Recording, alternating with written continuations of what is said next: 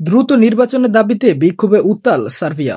Hello everyone, আসসালামু আলাইকুম, welcome to wellness update. দ্রুত আগাম নির্বাচনের দাবিও প্রেসিডেন্ট আলেকজান্ডার বুচিচের 12 বছরের শাসনের অবসান ঘটানোর আহ্বান জানিয়ে বিক্ষোভ করেছেন সার্বিয়ার জনগণ। শুক্রবার ৫ সেপ্টেম্বর দেশটির উত্তরাঞ্চলের শহর নোভি সাদে সরকারের বিরুদ্ধে বিক্ষোভকারীদের ছত্রভঙ্গ করতে টিয়ার গ্যাস ও স্টান গ্রেনেড ব্যবহার করেছে দেশটির পুলিশ। গত বছরের নভেম্বরে নোভি সাদ রেল স্টেশনের ছাদ ধসে পড়ায় ১৬ জনের মৃত্যু হয়। এই মর্মান্তিক দুর্ঘটনা কেন্দ্র করে সরকারের বিরুদ্ধে চলমান অসন্তোষ নতুন মাত্রা পায়। বিক্ষোভকারীরা অভিযোগ করেন, দুর্নীতি ও অবহেলার কারণে রাষ্ট্রীয় অবকাঠামো প্রকল্পে এ ধরনের বিপর্যয় ঘটেছে। শুক্রবার রাষ্ট্রীয় বিশ্ববিদ্যালয় ক্যাম্পাস থেকে শুরু হওয়া মিছিলে বিক্ষোভকারীরা বুচিজ পদত্যাগ করো স্লোগান দিতে দিতে এগিয়ে যান।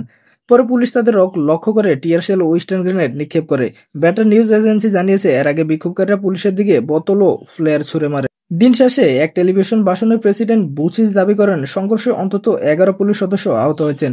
তবে বিক্ষোভকারীদের হতাহতের বিষয়ে সুনির্দিষ্ট কোনো তথ্য পাওয়া যায়নি। বুচিচ বলেন, আমরা রাষ্ট্রীয় প্রতিষ্ঠানগুলো ধ্বংস হতে দেব না। সার্বিয়া একটি শক্তিশালী ও দায়িত্বশীল রাষ্ট্র। তিনি অভিযোগ করেন, এই বিক্ষোভের পিছনে বিদেশি গোয়েন্দা সংস্থার হাত রয়েছে। একই সঙ্গে রোববার ৭ সেপ্টেম্বর সার্বিয়া বিভিন্ন শহরে তার সমর্থকরা পাল্টা সমাবেশ করবে বলেও জানান। সার্বিয়া জুড়ে গত ১০ মাস ধরে চলা বিক্ষোভ অধিকাংশ সময় শান্তিপূর্ণ থাকলেও এ মাসের ১৩ তারিখে তা সহিংস মোড় নেয়। সেদিন দেশ জুড়ে বিভিন্ন স্থানে বিক্ষোভকারীদের সঙ্গে পুলিশের সংঘর্ষ, অসংখ্য মানুষ আহত হন। একই ঘটনার পুনরাবৃত্তি ঘটে সোমবার ১ সেপ্টেম্বর দুর্ঘটনার ১০ মাস পূর্তিতে আয়োজিত নবি সাদের আরেকটি সমাবেশে।